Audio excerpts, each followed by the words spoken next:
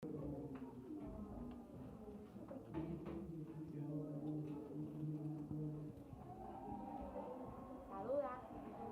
go ahead. My name is Fontanez, but everybody here, mostly everybody knows me as Joito. And I'm gonna just tell you a little bit about myself.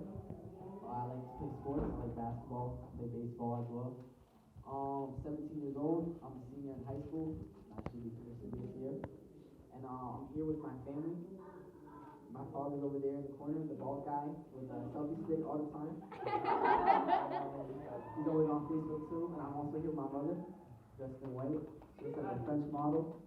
And she got the big eyes that will penetrate your heart. And you guys all know my sister Arissa. And you probably ate at her restaurant, Wendy's. Wendy's right there.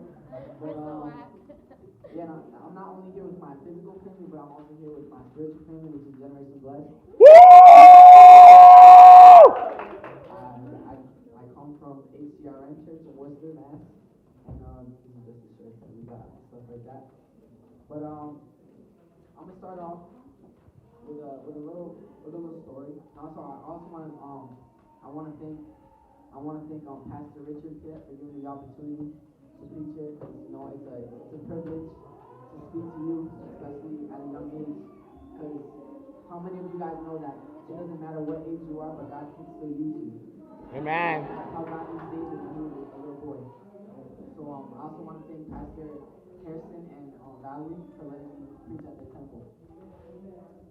Alright, so the stories that I'm going to refer to is Matthew 26:36 and Joshua 1:9. You don't got to turn to it now.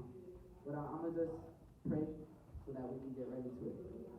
Father God, thank you for this day, Jesus. Thank you for bringing us the youth. Thank you for allowing me to speak to the pre-high school youth. Father God, use me as a vessel, Jesus. Don't make it seem that it's me talking, but it's you, Father God, giving them a message.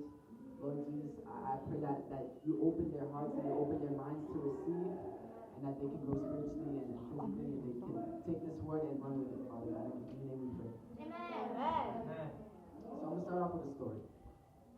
So one day, we was at youth, and it was summertime, so how many of you guys know Six Flags?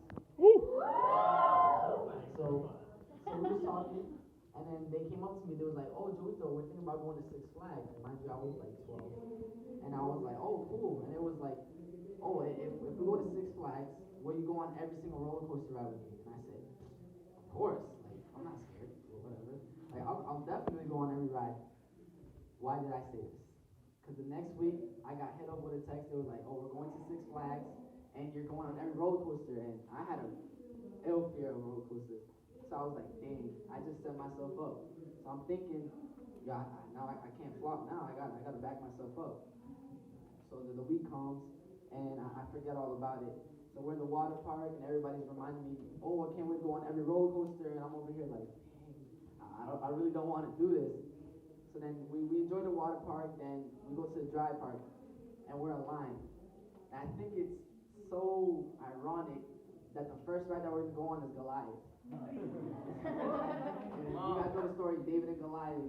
I'm a little kid, David, and I gotta go on this roller coaster, which is my Goliath, and I'm just like, damn, I can't let Goliath win. So I'm over here in line, sitting on the railing, kicking my feet, trying to, I'm getting nervous, getting like pale and stuff. Everybody's asking me, "You look like you're about to die." I'm just like, "No, it's really hot. I need some water." And then we get closer to the ride, and now I'm trying to think of excuses like, "I need to get out this line. I feel like I'm gonna die." So I'm over here like, "Oh, my asthma's acting up." They're like, "Dude, you don't got asthma." I'm like, "What are you talking about? You don't know me. Like, you don't know my legs." So then the gates open where we're gonna get seated on the ride. So I sit down and I close my eyes like, "God, if I die here," Goliath didn't win. It's just I died because I'm nervous. So I sat down, and they put the seatbelts on, and the ride shakes, and I start screaming, kicking my feet, and the guy walks up to me like, "I haven't started yet." So whatever. To make a long story short, I got on the ride. I pooped myself. I was super scared, but I went through it, and I didn't chicken out. And after that day, I love roller coasters, so if you want to take me to Six Flags, I go on every roller coaster. Anyways, the whole point of the story was to show you that even though I knew what I was getting myself into, no matter how scared I was brave, and I still followed through. Amen. You're probably asking, I want to refer to Jesus, because Jesus knew why he was planted on this earth since he was born. He knew that he was going to do whatever he had to do, but at the end, he was going to die for all humanity. And so that's why I bring this story, because I said that I was going to go on every roller coaster. I knew what I was getting myself into. And no matter how scared I was, I still had to follow through with what I was called to do. So that's why I want to talk about Jesus. And you're probably thinking, oh, don't you think David and Goliath is a good story? Like, yeah, David was brave. And if you didn't catch on, my topic is brave. But and you're probably thinking, yeah, David was brave. Why don't you speak about that? Yeah, okay, but Jesus is Jesus. Like, he's the ultimate brave. Amen. And then you're probably thinking, if you know the story of Meshach, Shadrach, and Abednego, where they was tossed into the fire, and you're probably thinking, oh, why don't you talk about that? But yeah, they took a big leap of faith, but I want to speak about Jesus. Come on now. Come on. Allow me to talk about Jesus. So, Jesus was the greatest example of bravery. He knew exactly his whole life what he was getting himself into. So I'm going to go back to Matthew 26:36. If you want to look at it in your Bible, you can. I'll give you 30 seconds. 9. Anyways, it says, then Jesus went with them to a garden called Gethsemane and told his disciples, stay here while I go over there and pray.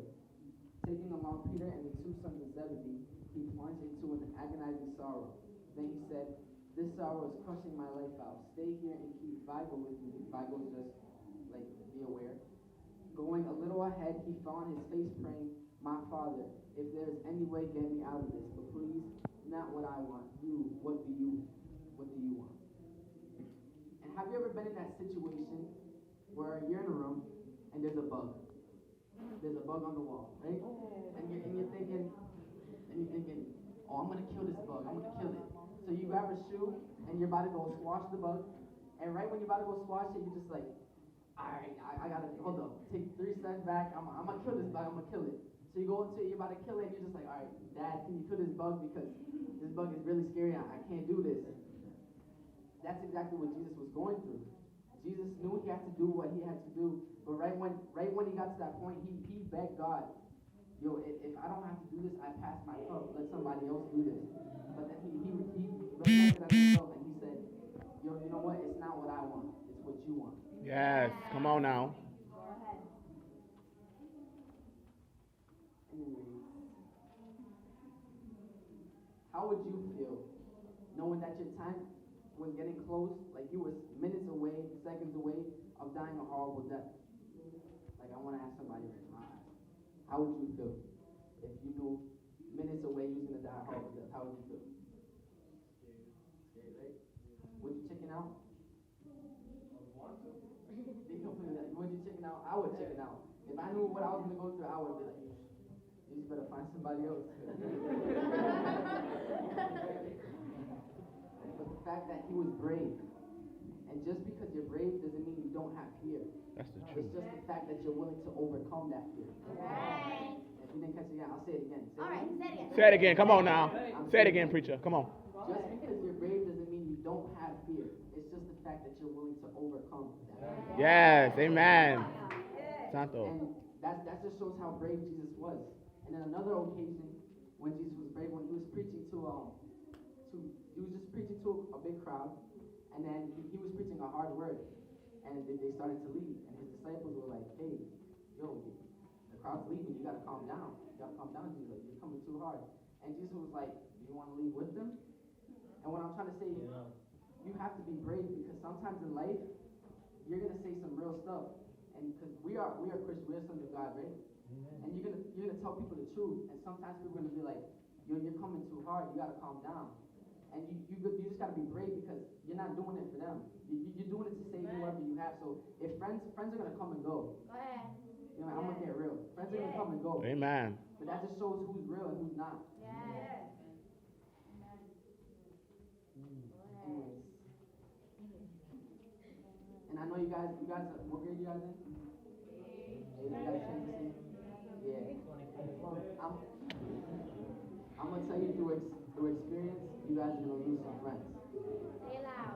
Say it again. Say it I'm gonna again. say it again.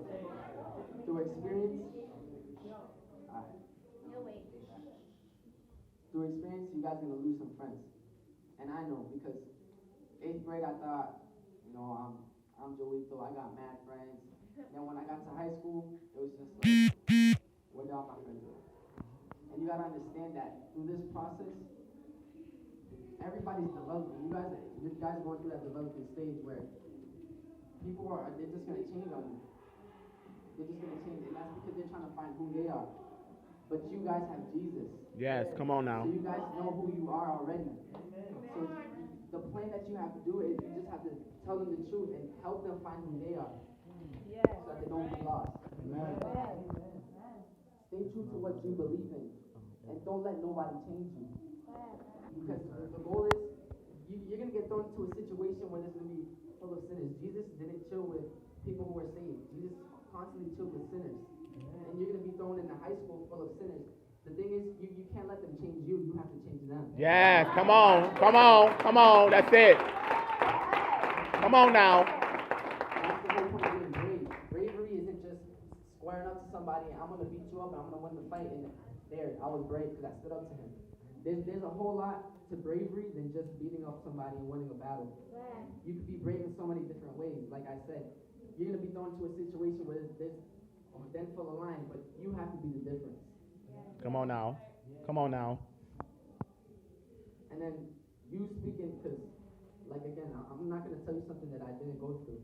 Me in high school, people would be like, oh, you're a pastor's kid, or stuff like that. And when I was struggling with my identity, I tried to run away from it, but the fact of the matter is that you can't run from yourself. Amen.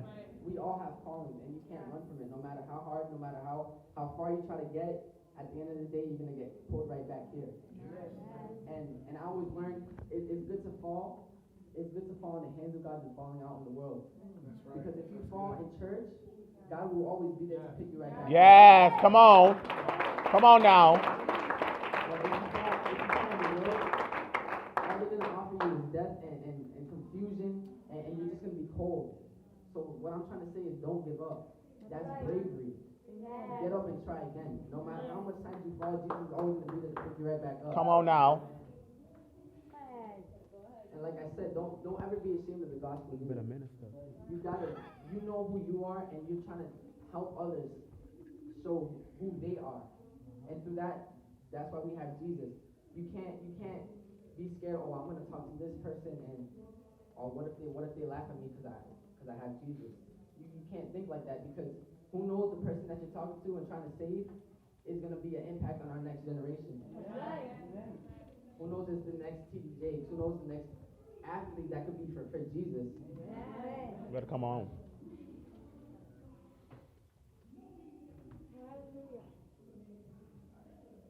I'm sorry. Another form of bravery. I know you guys heard this all the time, and it's like one of the most toughest is when you get into a fight. Bravery is turning the other cheek, believe it or not. And that's difficult because you're telling me that I'm gonna get slapped in the face and I'm gonna turn the cheek. But that's bravery. Anybody could get into a fight and start swinging like crazy and whatever. But true bravery is controlling yourself. Come on. Come on. True bravery is picking your battles and saying, no, I'm not gonna do that. That's true bravery. Amen. Come on now. Another thing, being brave is not disrespecting your mother when she comes at you from coming home late from a service. You better come on, the minister. Come on. Is going to your room and getting on your knees And pray. Yes. That's it. Come on now. You better come on and talk. And we're talking in school. Being brave is not fearing about how much friends you're going to lose, but how much brothers and sisters you can gain. Yes. Come on now. Being brave is giving up your life for someone you love and knowing that they don't love you back. But you see, sometimes you quit to defend people you love, the people who you think are cool, but trying to defend people who are worthless, the people who are used to joke on, the people who everyone points their fingers to. That's being brave. Standing up for the lame. Jesus didn't stand up for his disciples. He standing up for the people who are getting thrown at with rocks. Yes. And you guys got it easy. Back then, you're telling me that I'm gonna get stoned I dare somebody hit me with a rock. That hurts. Keep it real. I'm keeping it real. Keep it real. Come on, keep it real. Some of these people throw some words at you, they'll throw a pencil at you, but imagine getting hit with a rock. And by a whole crowd, it's not like you could just dodge a rock. I'm talking about people circling you with stones. I don't know if you've been to Jerusalem, but my dad showed me a picture, and the rocks are like this big. They look like softballs. So try dodging a softball. But like I'm saying, like, what I'm trying to tell you guys is don't be scared of who you are. You guys know who you are. And our goal in life, in general, is to win lives for Jesus, because that's the ultimate goal. Amen. So don't let people change who you are. Protect your heart. Because there's going to be a lot of people that are going to try. The devil's going to, obviously, you're going to go through problems. You're going to go through situations. But that's the whole point of life. The whole point of life is just to hop over those problems and just showing who's greater. Yes. Yes. Because if you just give in, you're just giving the devil, like, yo, look at this kid. He's lame. You know, you guys know what I'm trying to say? Yes. Come on now. You guys is real quiet. I'm just like you guys. But like I'm trying to say is, the devil's going to try and send people your way to try and get into your head and try to become somebody that you're not. You guys know exactly who you are already. So just, whatever they just counteract it and just be like, hey, you know, Jesus loves you. Jesus loves you. I think that's the best popularity, positive popularity. Yes. Because now that you're entering high school, you focus on, I'm going to be, you know, big crowds and stuff like that. When I go to lunch, I want everybody to sit around me. Trust me, when you have negative popularity, you're going to have teachers constantly on your back. That's the truth. That's it. Principals that have already concepts about you, like this is a bad kid. There's nothing worse than that. Because high school is you're getting thrown into life. You're done being a kid. And if you're not prepared for that, life is going to be hard. But, you know, you guys got Jesus anyway. Amen. Amen. But, being brave. I guess I'm being brave right now. You guys, because, you know, I've been called my whole life as well, since the womb. And this is my first conference ever preaching that. And I'm being brave talking to you guys. You guys are just like me. Who am I to be talking to you and directing you and like, understand? But, being brave. Hallelujah. Praise Jesus. Being obedient.